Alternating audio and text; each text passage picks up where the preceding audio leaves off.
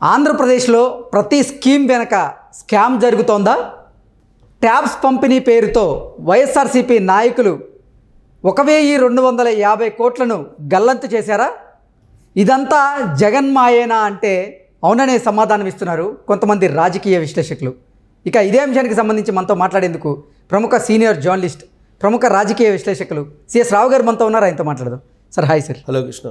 Sir, ఆంధ్రప్రదేశ్లో scheme పేరుతో స్కాములు జరుగుతున్నాయా? ట్యాబ్ల పంపిణీ పేరుతో 1250 కోట్ల రూపాయలని వైఎస్ఆర్సీపీ నాయకులు గల్లంతు చేశారా? ఇదంతా జగన్ రెడ్డి మాయేనా అంటే ఏం చెప్తారు సార్? ఇప్పుడు ఒకటి ఏంటంటే, ప్రభుత్వాలు ఏదున్నా సరే ఈ స్కామ్స్ బయటపడుతూ ఉంటాయి. సర్వసాధారణం.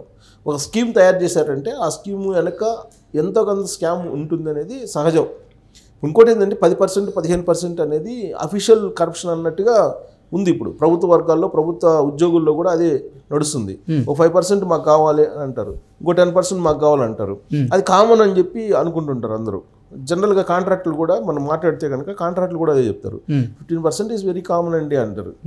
అంటే అవినీతి 15% దానికి వాళ్ళే ఒప్పేసుకుంటున్నారు. అదే మైండ్ అలా సెట్ చేశారు ఈ ప్రభుత్వాలు, ట్యూన్ చేసేసారు.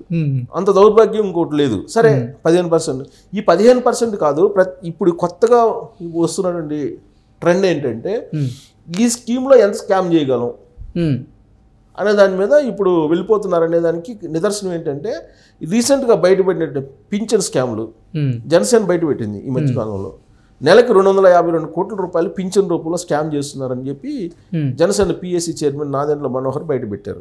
ఒక స్కామ్ను మించి ఇంకో స్కామ్లో ఎక్కువగా అవినీతి చేసేందుకు పోటీ పడుతున్నారని కూడా చెప్పారు. ఇప్పుడు పోటీ పడుతున్నారని చెప్పారు. ఇంకోటి ఏంటంటే, ఆ స్కీమ్ను మనం వ్యతిరేకించకుండా ఉండటం కూడా చేశారు. ఇప్పుడు పింఛన్లు ఎందుకు ఇస్తున్నారు, అంత ఎందుకు ఇస్తున్నారు అని చెప్పి అడిగితే, పింఛన్లు వల్ల నష్టం జరుగుతుంది కదా అది ఇది అని చెప్పి మనం అంటే ఒకవేళ విపక్షాలు విమర్శిస్తే దాన్ని పింఛన్లు ఇద్దంటారా, సంక్షేమ పథకాలు అవసరం లేదంటారా అనేటువంటి క్వశ్చన్ తీసుకొస్తున్నారు.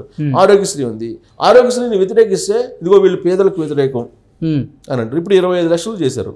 ఏది ఆరోగ్యశ్రీ 25 లక్షల రూపాయలు చేసి ఈ జబ్బులన్నీ 1000 రూపాయల పైన జబ్బులన్నింటినీ దాని పరిధిలోకి తీసుకొచ్చారు. అంటే 20 పైగా దానికేంటి, హైదరాబాద్లో ఉండేటువంటి హాస్పిటల్, బెంగళూరులో ఉండేటువంటి హాస్పిటల్, తర్వాత తమిళనాడులో ఉండేటువంటి చెన్నైలో ఉండే హాస్పిటల్కి టైఅప్ అయి ఉన్నారు.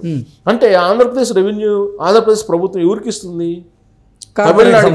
తమిళనాడుకి, తెలంగాణకి, బెంగళూరుకి, అంటే కర్ణాటకకి, ఈ రాష్ట్రాలకు ఇస్తుంది. అంటే 25 లక్షల రూపాయలు వర్త్ అనేటువంటి చికిత్స చెయ్యాలి అని అంటే ఖచ్చితంగా కార్పొరేట్ హాస్పిటల్కి వెళ్ళాలిగా. ఇప్పుడు ఈ స్కీమ్ కారణంగా ఇప్పుడు ఖచ్చితంగా బయట రాష్ట్రాల్లో హాస్పిటల్ బాగుపడతాయి లేదా? ఆ రాష్ట్రాల్లో ఇప్పుడు ఫండింగ్ రిలీజ్ చేసేది ఎవరు? ప్రభుత్వం రిలీజ్ చేయాలంటే ఆసుపత్రులు ఏ విధంగా లైసెన్సింగ్ చేస్తాయి ప్రభుత్వాన్ని? ఇవన్నీ మనం చూసాం. ఇప్పుడు విమర్శ మనం చేయటం కాదు. ఇంతకుముందు మనం చూసినవి ఏంటి, ఆర్ఎంపీ డాక్టర్లతోటి ఈ కార్పొరేట్ హాస్పిటల్ ఏ విధంగా చేసినాయి. ఆర్ఎంపీ డాక్టర్లను మేనేజ్ చేసి ఒక టీంని పెట్టుకొని గ్రామీణ ప్రాంతాల్లో ఏదైనా చిన్నగా హెల్త్ బాగాలేదని వస్తే ఎవరినన్నా వాళ్ళని రికమెండ్ చేసి పంపిస్తారు. అయినటువంటి బిల్లో 25% 30% వీళ్ళు షేర్ మాట్లాడుకుంటారు. అదే జరిగింది. ఆ దందా జరుగుతూ ఉంది. ఇప్పుడు ఆ దందా ఈ స్కీమ్ కారణంగా పెరిగేటువంటి అవకాశం ఉంది. 25 లక్షలు చేశారు. ప్రభుత్వం నుంచి ఆ ఫండ్ రావాలంటే ఖచ్చితంగా వాళ్ళకైతే పర్సంటేజ్ ఇవ్వాలి కదా. పర్సంటేజ్ ఇస్తేనే గవర్నమెంట్ నుంచి ఫండ్స్ వస్తాయి అనేది అందరికీ తెలుసు. సరే, అది నగ్న సత్యాలు అవన్నీ. సరే, అలా ఉంటే ప్రతి స్కీమ్ వెనుక ఇప్పుడు అంతకుముందు బైజూస్కి సంబంధించింది వచ్చింది, అదే ఐఎల్టీఎస్కి ఒకటి వచ్చింది, ఎడ్యుకేషన్ టోఫెల్కి సంబంధించి, అలాగే ఐఎల్టీఎస్లోనే సిబిఎస్కి సంబంధించినటువంటిది ఒకటి వచ్చింది. మొత్తం విద్యాశాఖకు సంబంధించి దాదాపు 3-4 స్కాములు బయటకు వచ్చినాయి. అవన్నీ కూడా జనసేన కొన్ని బయట పెట్టింది, మరికొన్ని ఏమో మీడియా బయట పెట్టింది. ఇప్పుడు తాజాగా ఏంటి, జనసేన బయట పెట్టింది పింఛన్లది ఏంది, నెలకి 252 కోట్ల రూపాయలు, సుమారుగా సంవత్సరానికి 3000 కోట్ల రూపాయలు గల్లంతు అయిపోతున్నాయి. ఎలా గల్లంతు అయిపోతున్నాయి అంటే, నవంబర్ నాటి డిఫరెన్స్ చూపించారు ఆయన. నవంబర్ నాటికి పెన్షన్లు, నెంబర్ ఆఫ్ పెన్షన్స్ వాళ్ళు పంపిణీ చేసిన డబ్బులు తీసుకుంటే కనుక ఒరిజినల్గా పంపిణీ చేసిన వాటికన్నా కూడా పెన్షన్లు సంఖ్య ఎక్కువ చూపించారని. మరి ఆ ఎక్కువ చూపించిన సంఖ్య ఎటుపోయింది? దాదాపు 1900 మందికి 19,000 మందికి పెన్షన్లు ఇచ్చినట్టు చూపించారు. సో అవన్నీ ఎటుపోయినాయి అని చెప్పి అడుగుతున్నారు. సో అంటే ఎగ్జాంపుల్ చెప్పారు కొన్ని, అంటే ఈ డిఫరెన్షియేషన్ వాళ్ళు చూపించి పక్కా లెక్కలు చూపించారు నాదెండ్ల మనోహర్. ఇప్పుడు తాజాగా సిపిఎంకి సంబంధించినటువంటి నేత ఈ ట్యాబ్ల పంపిణీలో విద్యార్థులకు ట్యాబ్లు పంపిణీ చేశారు కదా, అదేమంటే మేము ప్రపంచ స్థాయిలో విద్యార్థులను మేము తయారు చేస్తుంటే వీళ్ళందరూ విమర్శిస్తున్నారని చెప్పి ప్రభుత్వం విమర్శలు వస్తాయి, అడుగునే ప్రయత్నం చేస్తున్నారు అని చెప్పి. పారదర్శకంగా నిజాయితీగా చేసి ఎవరు ఏమన్నారు. ట్యాబ్లు పంపిణీ చేశాడు జగన్మోహన్ రెడ్డి, ట్యాబ్లు పంపిణీ చేసి రీసెంట్గానే పంపిణీ చేసింది. పంపిణీ చేసి అది ఆ ట్యాబ్ల వల్ల ప్రపంచ స్థాయిలో మేధావులు అయిపోతారు ఆంధ్రప్రదేశ్లో ఉండేటువంటి విద్యార్థులు అని చెప్పి ఆయన చెప్పారు. సో అది ఇప్పుడు ప్రభుత్వ విద్యార్థులకు అందించిన ట్యాబుల్లో ఎంత జరిగింది, 1250 కోట్ల రూపాయల కుంభకోణం జరిగిందని సిపిఎంకు సంబంధించినటువంటి రాష్ట్ర కార్యదర్శి శ్రీనివాసరావు ఆరోపించాడు. సిపిఎంకు సంబంధించిన రాష్ట్ర కార్యదర్శి శ్రీనివాసరావు ఒక ఆరోపణ చేశారు. వైజాగ్ అనుకుంటే అవుతుంది. లాస్ట్ ఇయర్ 9,000 విలువ చేసే ట్యాబు 13,000 కొన్నారంట. అంటే ఒక్కో ట్యాబు 9,000 రూపాయలు చేస్తే 13 సంవత్సరం 9,000 విలువ చేసేదాన్ని 13,000 కొన్నారు. అంటే 4,000 రూపాయలు ఎక్కువ పెట్టారు ఒక్కొక్క ట్యాబ్కి. అంటే ఒక్కొక్క స్టూడెంట్ దగ్గర నుంచి 4,000 రూపాయలు తెలియకుండా దోచేసుకున్నారు. అలాగే ఇప్పుడు ఈ ఏడాది అంటే ఈ మొన్న ఒక వారం క్రితం పంచారు కదా జగన్మోహన్ రెడ్డి, 12,000 రూపాయల ట్యాబ్ని 17,500 కొన్నారంట. 12,000 రూపాయలు విలువ చేసే ట్యాబ్ని 17,500 కొన్నారు. అంటే కరప్షన్ ఇంకా పెరిగింది. ఎంత పెరిగింది? 4,000 ఒక్కో స్టూడెంట్ దగ్గర, ఒక్కో స్టూడెంట్ 5,500 రూపాయలు పెరిగింది. 12,000 17,550 రూపాయలు ఒక్కో ట్యాబ్కి తీసుకున్నారు. అంటే 5,500 రూపాయలు. అంతకుముందు 9,000 13,000 అంటే 4,000. అంటే 4,000 ఇప్పుడే పెరిగింది కరప్షన్. ఇప్పుడు 5,500. అంటే ఒక్కొక్క ట్యాబ్కి అంత డిఫరెన్స్ ఉంది. సో కొన్నారని చెప్పి ఆయన ఆరోపించాడు. సో కంటెంట్ సమకూర్చడంలో కూడా దానికి సంబంధించి కంటెంట్ ఉంది కదా విద్యాశాఖకు సంబంధించి ఆ ట్యాబుల కంటెంట్, దాంట్లో 1,000 కోట్లు దోచేశారని చెప్పి ఆయన చెప్తున్నారు, ఆరోపిస్తున్నారు. దానికి సంబంధించి ఆధారాలు కూడా బయట పెట్టాడు. ఆర్థిక ఇబ్బందుల్లో ఉన్న బైజూస్కు ఈ కాంట్రాక్ట్ అప్పచెప్పారు, దీనిపై సమగ్ర విచారణ జరపాలని చెప్పి ఆయన డిమాండ్ చేస్తున్నారు.